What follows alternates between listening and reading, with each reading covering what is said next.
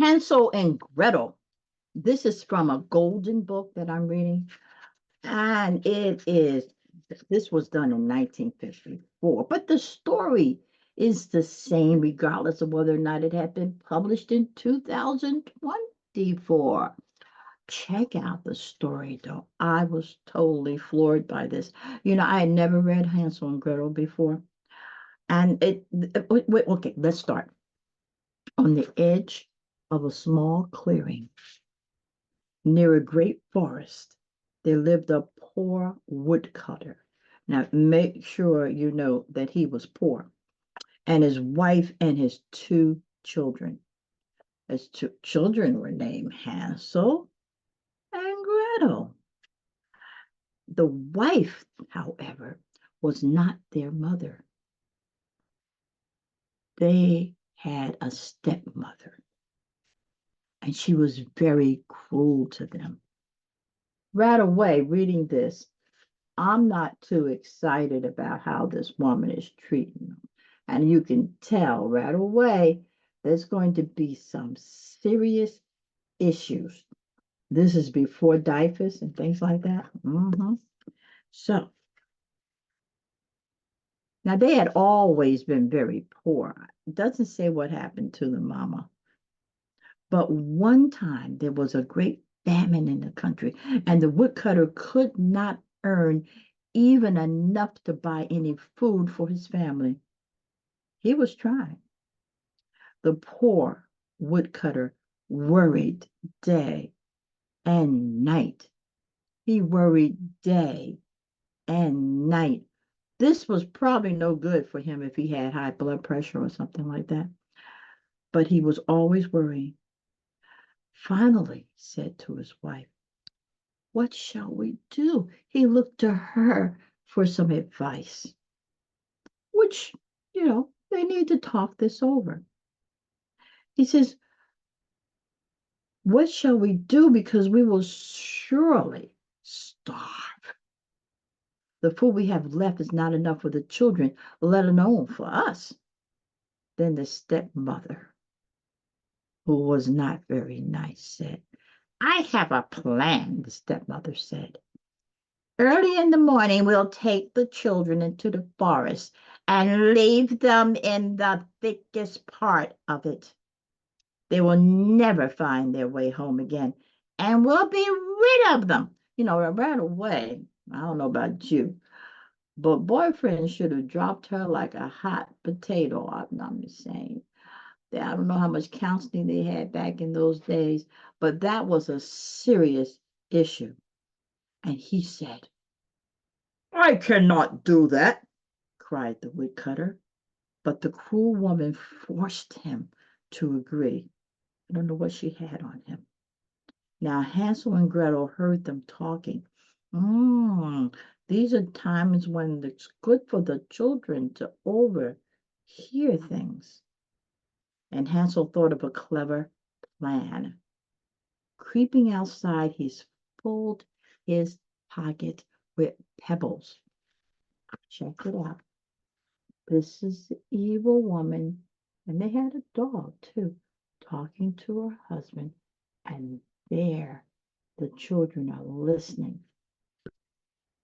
Well, wonder what Hansel's going to do with those pebbles.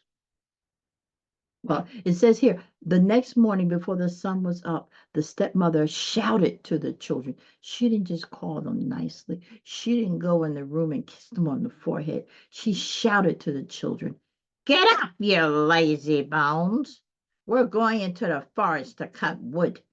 Here's a piece of bread. Don't eat it yet because you won't get any more." Then they set off for the forest, with Hansel and Gretel lagging in the rear. Gretel carried their bread, and Hansel stopped every few steps to drop a pebble on the ground. Remember, he picked up a pocket full of pebbles. And there he is, dropping the pebbles on the ground. I think you can guess why he was doing that. He wanted to make sure they could get back. I'm not sure why they wanted to go back to that mess, though, but They want to make sure they could get back. Finally, the father called back, Hansel, hurry up. What's keeping you? He said, Oh, I'm just looking at my white kitten who's sitting on the roof, said Hansel. She's trying to say goodbye to me. And then the stepmother, the horrible woman, said, You fool! Cried the stepmother. That's the sunshine glinting on the roof. There she is. There she is. I don't know. I don't like this already. I don't like her. When they reached the middle of the forest, the father built a good fire. Then the stepmother said, Wait by the fire while we go to chop wood. We'll come back to get you. Oh, she's lying. No, she's lying. Hansel and Gretel fell asleep, and when they woke up, it was night. Hansel comforted Gretel, who was frightened by the dark. Then, when the moon came up, they could see the pebbles that Hansel had dropped, and they followed them all the way home. Oh my gosh, they didn't have no change of clothing. They didn't have any bedding to put on the ground. This is horrific. When they got home, the cruel grandmother planned again to get rid of them. And the next day, they all went once more to the forest. You would have thought that by now the father might say, Oh, what have I done? He didn't even miss them. Oh, Hansel ate a piece of, it says here, this time, Hansel was not able to collect pebbles. He dropped breadcrumbs instead from that crusty. That means they had no breakfast much. They didn't, oh, this is not good. But when evening came, they could not find the breadcrumbs. The birds had eaten them. Everybody's got to eat. All night they walked, and all the next morning. Suddenly they saw before them a little house all made out of gingerbread with windows of spun sugar. They ran toward it eagerly. A gingerbread house. And you guess what? It's probably not gluten free, but I don't think Hansel and Gretel even care about that. Right now, they need food. And there is the gingerbread house.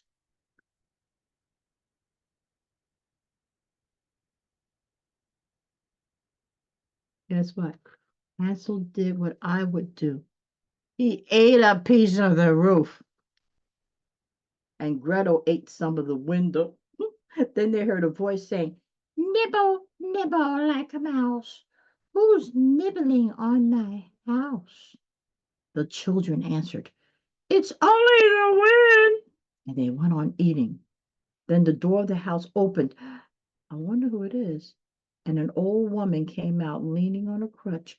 The two children were very frightened, but the ugly old woman spoke very sweetly.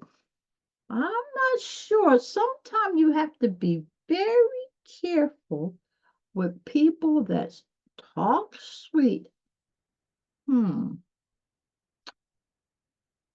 She talked sweet. Had nothing to do with her physical appearance. And she was sweet. But there must have been something that Hansel and Gretel picked up that said she wasn't as sweet as she pretended to be. And there it is. And she said, Do come in. You must be very hungry and tired, for you look as if you come a long way. Then she led them into her house. There she invited them to sit down to dinner. Okay, I mean, I would be probably fooled by that myself, hungry, and a little old lady comes in.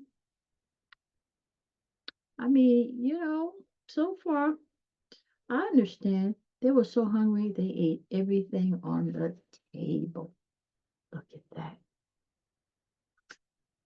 When they had finished, the old woman put them to bed in great comfortable beds. Okay, I think some of these look like some of those beds you probably get at some of those fine hotels, you know, comfy with the goose feather pillows. So poor Gretel had to, well, I skipped the page too far. Now, although the old woman seemed so kind, she was really a wicked witch who ate little children. So while Hansel and Gretel were sleeping, she was thinking of the time, that wonderful meal she's going to have. Oh, let me see. I'm going to stew the girl. I'm going to roast the boy. Oh, gruesome. The next morning, she awakened Hansel and put him in a cage. She put the boy in the cage. What is she going to do with the little girl? No matter how he begged to get out, her heart did not soften. Then she woke up Gretel and put her to work. Oh, no, she didn't. Put the boy in the cage and had the girl working.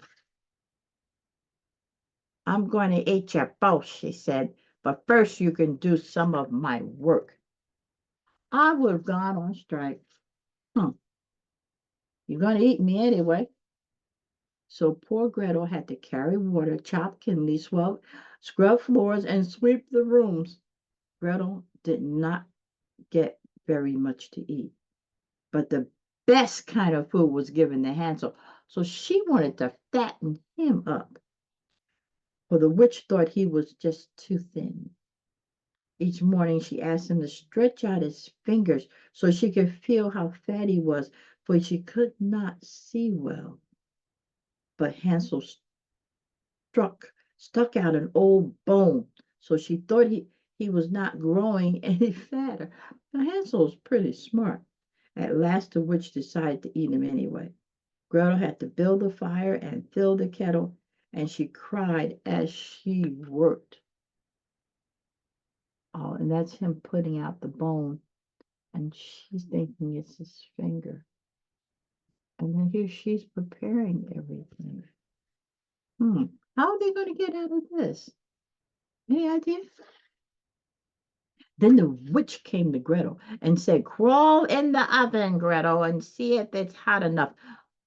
But Gretel replied, "I don't know how to do it. How do I climb in the oven?" "Stupid!" cried the witch. "The door is big enough. Why, I could get in there myself." She bent down and put her head in the oven. Ooh! You know what happened, right? Quick as a flash, Gretel pushed her in and slammed the door. Then Gretel let Hansel out of his cage. "Hansel, we're free!" she cried. "The old witch is dead." That sounds like a song. "The old witch is dead.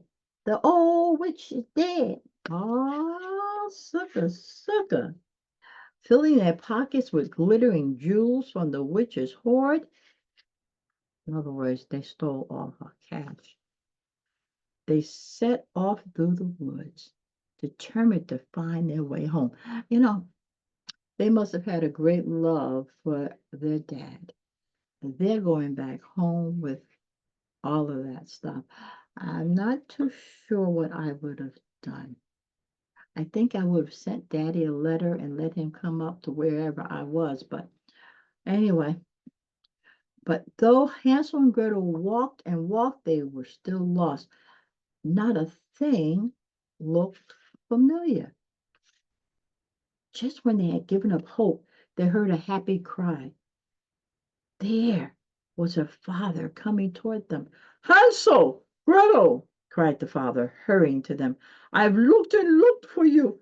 He took them home, and Hansel and Gretel found that their cruel stepmother had gone away forever. I think I am just so happy he got a stroke of conscience and got rid of that stepmother. I don't know everything, and that's probably a separate book to discuss what was discussed with them. And with the jewels they brought from the witch's house, they were able to live comfortably and happy ever after. This was a good story, but there's a lot in between the lines. That means you could write a story to fill in the blanks. Think about it. Not a bad idea. Not a bad idea at all.